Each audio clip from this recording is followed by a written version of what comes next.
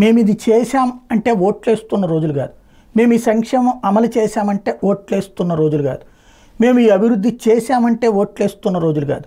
కాబట్టి భవిష్యత్ రాజకీయాన్ని దృష్టిలో పెట్టుకుని సుదీర్ఘ రాజకీయ అనుభవం ఉన్న చంద్రబాబు వేస్తున్న ఎత్తుగడే 2029 కోసం జగన్ని ఇప్పటి నుంచినే దెబ్బతీస్తూ రావడం. రోజు పత్రికలన్నిట్లలో కూడా జగన్ని అరడజన కోణాల్లో కొడతారు. నెంబర్ 1, అతను ఒక మానసిక ఉన్మాది అని చెప్పేటటువంటి విధంగా ప్రతి వార్తలో కూడా పత్రికలు రాయాలి. చంద్రబాబు ప్రతిసారి మాట్లాడేటప్పుడు కానీ, ప్రతి మంత్రి మాట్లాడేటప్పుడు కానీ అదే తరహాలో మాట్లాడతా ప్రజలకి అతన్ని జగన్ని తలుచుకుంటే విరక్తి పుట్టేటటువంటి కోణంలో మాట్లాడుతూ ఉంటారు. అదే సందర్భంలో జగన్ హయాంలో అంతా అస్తవ్యస్తం జరిగిపోయిందన్నటువంటి కోణాన్ని ప్రొజెక్ట్ చేస్తూ పత్రికలు కానీ ఇటు పక్కన మౌత్ పబ్లిసిటీ కానీ నడుపుతూ ఉంటారు. మూడోది వచ్చేటప్పటికి వైఎస్ఆర్ కాంగ్రెస్ పార్టీలో ఉన్నటువంటి కీలకమైనటువంటి నేతల్ని జనసేన వైపుకో, భారతీయ జనతా పార్టీ వైపుకో, తెలుగుదేశం పార్టీ వైపుకో తీసేసుకుంటూ ఉంటారు. తద్వారా జగన్కి చుట్టూ ఉన్నటువంటి వాళ్ళని దూరం చేయడం అన్నటువంటిది.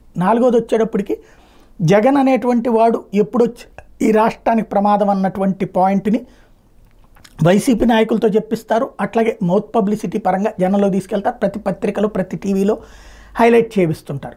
ఐదోది వచ్చేటప్పటికి జగన్ మీదన మతానికి సంబంధించినటువంటి కార్డు చాలా బలంగా వినియోగిస్తారు. అందులో భాగంగా అతను క్రైస్తవుడు కాబట్టి అట్లాంటి వాడు ఈ సమాజానికి ప్రమాదం అన్నటువంటి కోణాన్ని ప్రొజెక్ట్ చేసుకుంటూ వస్తారు. ఎందుకు అంటే అతను హిందూ ధర్మాన్ని నాశనం చేస్తాడు అన్నటువంటి కోణాన్ని. దాంతోపాటు ఆరవది జగన్కి సంబంధించినటువంటి ఈగోని రెచ్చగొట్టే విధమైనటువంటి స్టేట్మెంట్ ఇస్తారు. జగన్ చివరికి ఆ ట్రాప్లో పడి మాట్లాడే పదాలు అదిగో చూసారా అతను మనస్తత్వం అన్నటువంటి దాన్ని ప్రొజెక్ట్ చేస్తారు. ఈ అరడజన పాయింట్లతో జగన్ని ఒక ఉన్మాదిగా, అసమర్థుడిగా, చేతకానివాడిగా చూపెడుతూ జగన్ హయాంలో అసలు ఏమీ జరగలేదు, ప్రజలందరూ సర్వనాశనం అయిపోతే ఇప్పుడు కాపాడుతున్నాం అన్నటువంటి ఒక స్కెచ్ ప్రచారం 2029 ఎజెండాగా సాగుతున్నటువంటిది. ఇది జనం ఏ మేరకు నమ్ముతారో అన్నటువంటిది 2029 ఎన్నికలకే తేలుతుంది.